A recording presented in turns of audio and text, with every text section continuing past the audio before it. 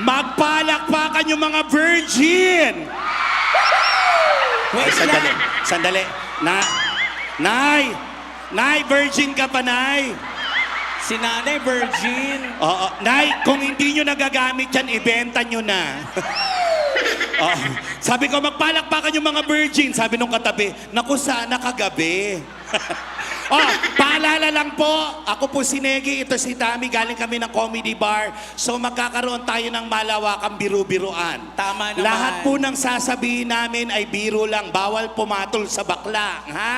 Dalawa lang yan kapag pumatol ka sa bakla. Kapag lalaki ka, pumatol ka sa bakla, Ano ang tawag doon, gipit. Gipit. Siyempre kapag babae naman, pumatol sa bakla, Anong tawag doon? insecure. Ay, oo. Kasi aminado naman kaming bakla, ng mga bakla talagang ang lalaki para sa babae, ang babae para sa lalaki. Actually, lahat ginawa na namin. Hindi namin alam kung anong kapangyarihan meron ng mga babae.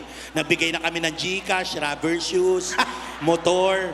Hindi ko alam kung anong kapangyarihan. Kasi may 3 level kami ng pagpe-perform. Ito, yung level 1, yung magiging wholesome tayo. Wholesome. Level 2, magiging naughty konti. Naughty. Yung level 3, ito todo natin, wala tayong iiwasang salita. Okay, kayo ang mamili. Level 1, palakpakan. Level 1.